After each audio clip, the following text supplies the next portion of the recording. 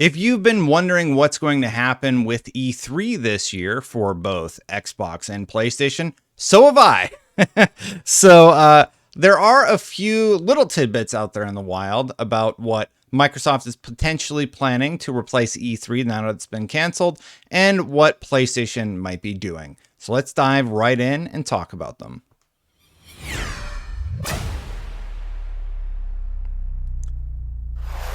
Hey everybody, as always, thank you so much for watching. If you like my videos, please hit that subscribe button, hit that bell to know when they go live.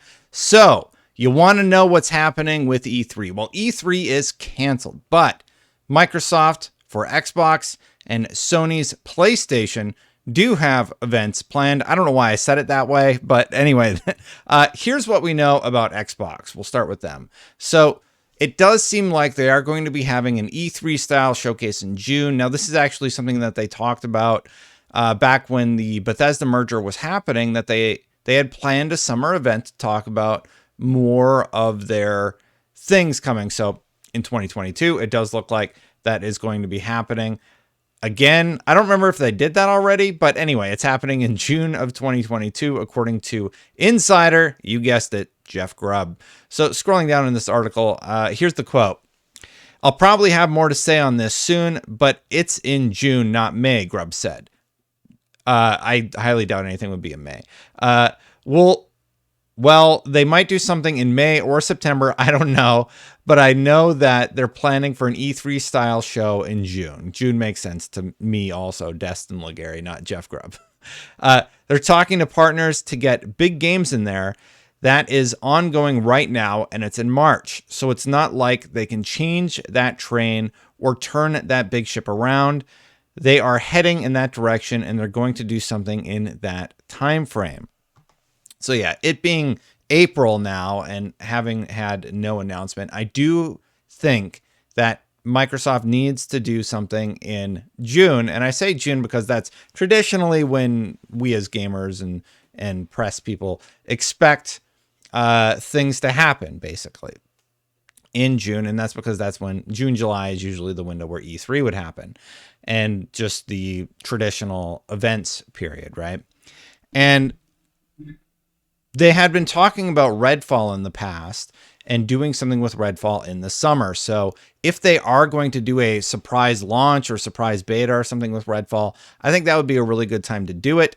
Or even if it's being delayed, I do think that is something that they need to tell us about sooner rather than later.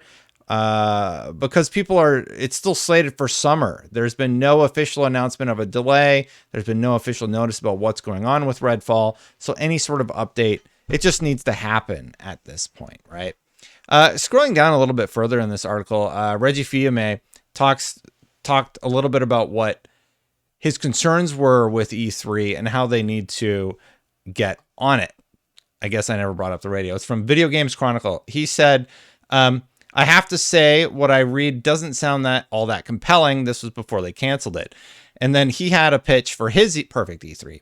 "If I were king for a day, I'll tell you how I would do it," he said. "I do think doing it digitally is absolutely right. And the reason for this is there are more than 60,000 people who would typically attend an E3. There are millions more interested in finding out what's going on, and executing an event digitally is the way to bring that to life. So that's the right track.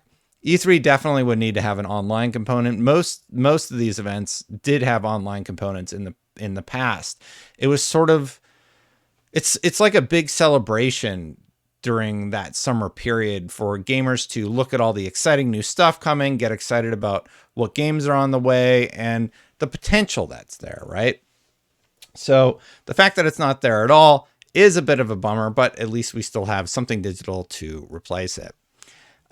Separately, continuing on, he also said, "Having said that, I think that the platform holders need to find a way digitally to enable their fans, their players, to experience the content, because that's the key for E3, right? The ability to be playing The Last of Us Part 3 for the first time, or to play the next Breath of the Wild game for the first time, or to play the next great game coming from the new amalgamation of all the Xbox studios. To play for the first time is what's magical, and the platform holders need to figure out how to deliver that experience for their fans during an E3-like digital experience.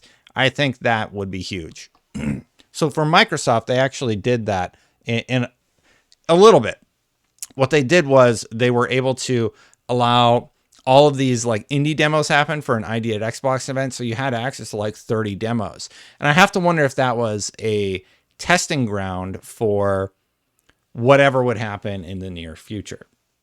Now, I actually didn't look up anything for Nintendo, but I think it's safe to assume that Nintendo would do a Nintendo Direct style presentation where it would be pre-recorded and they would do it direct to the screen.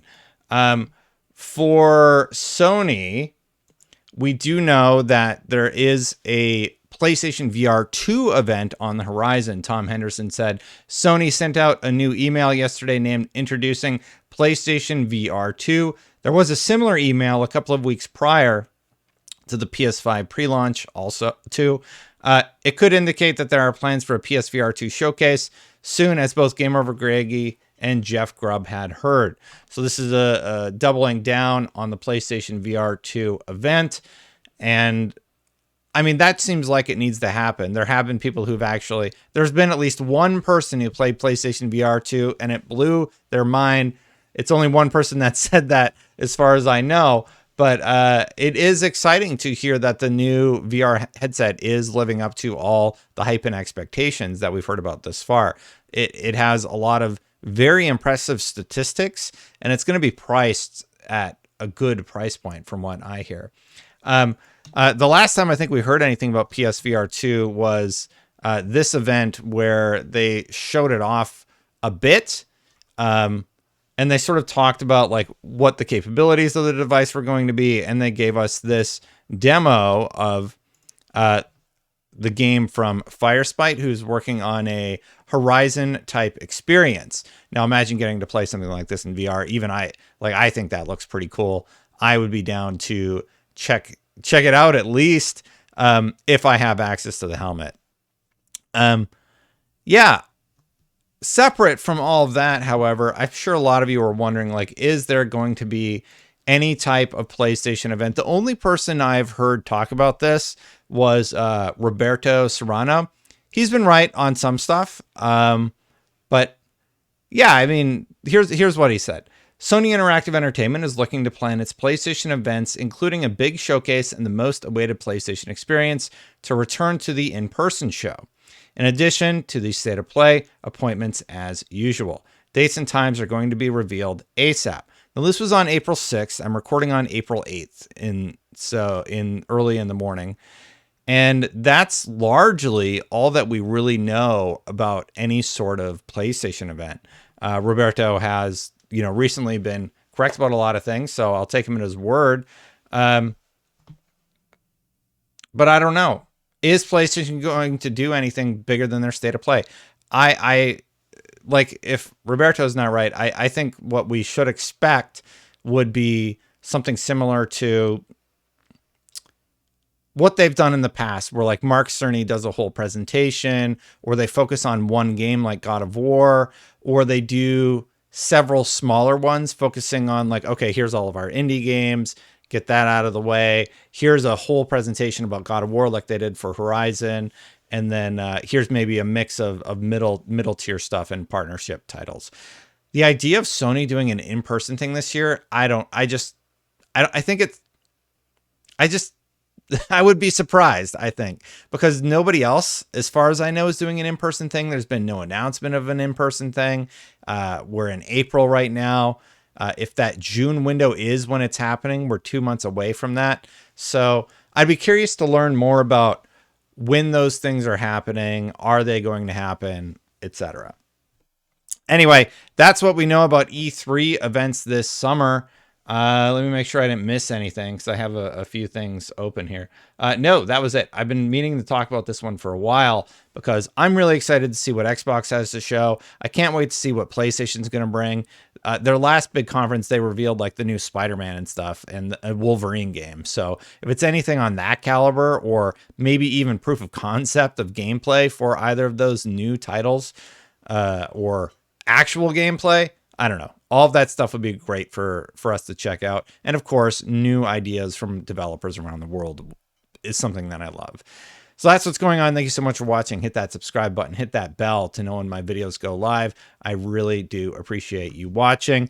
If you want to become a member, memberships are turned on. Thank you so much to all the members for supporting the channel. I'm going to get out of here, and I'll see you for the next one. Bye for now, everybody.